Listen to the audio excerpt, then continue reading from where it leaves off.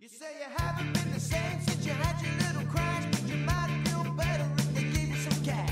The more I think about it, old Billy was right. Let's kill all the lawyers. Oh, hello. Hey, this is a special edition. New episode special edition of 2 Marks. One Mike. We're going to show you around the reception area, okay? Follow us. Come on, guys. Did you want to hold this so your voice can be heard? The first thing you recognize when you come into Warren and Griffin is not one beautiful receptionist, but 2 beautiful receptionists. You know why that's important?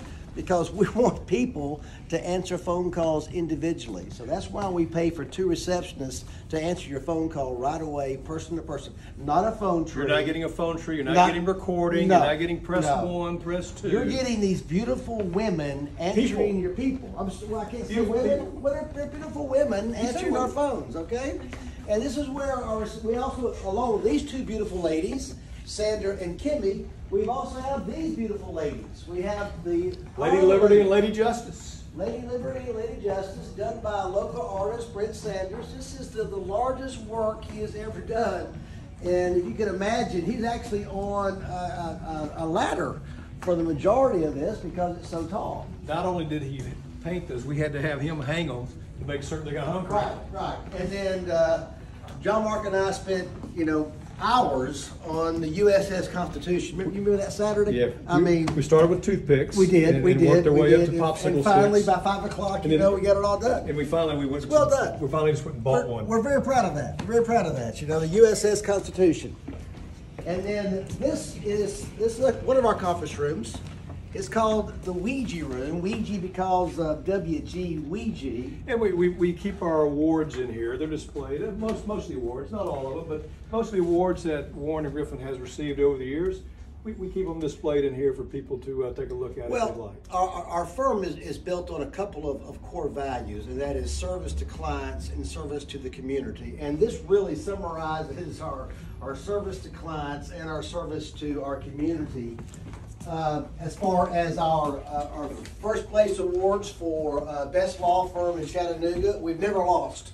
We've never lost a competition for best law firm in Chattanooga. We've never lost a competition for best personal injury law firm in Chattanooga. Never lost. We've never lost a competition for best law firm employer. Never lost. That's pretty amazing right there. And then you talk about what we do in the community. With this is something we got from the Meals on Wheels program when we sponsored that. We're a big sponsor of the Kidney Foundation and what they do in the community. We're also a big sponsor of NAACP in the community. All around here, gold sponsor for the Image Award, NAACP. And we're also very active in something called Never Text and Drive Day. And that's coming up again April the 28th of this year, where we have a big event here at the office. Yeah.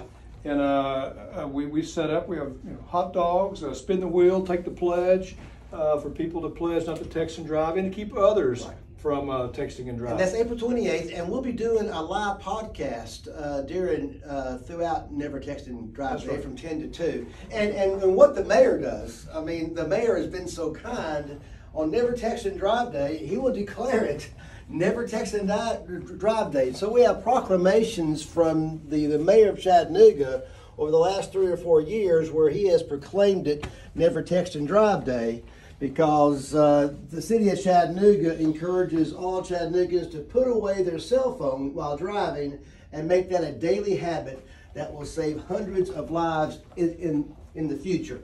Also, it's been about, I guess the bus accident was... Yeah, one of the things that we try to champion after the Woodmore bus accident was trying to get seat belts on buses to protect children who are riding on these school buses every day. Some of these kids... 6 children were killed and over 20 were injured because the buses don't have seat belts. You think about the amount of time these kids are exposed riding, and some of these ride on buses for a few hours every single day without a seatbelt. So that's one of the things we try to champion. We thought it would be a good idea to have the state of Tennessee pass a law requiring seatbelts on new buses. Now, we weren't advocating on, retrofitting all the thousands of buses out there. We just felt like it was going to take time and money to over a period of time, but we thought over a period of time, if this started 10 years ago, by the time buses are retired, they would gradually be replaced with buses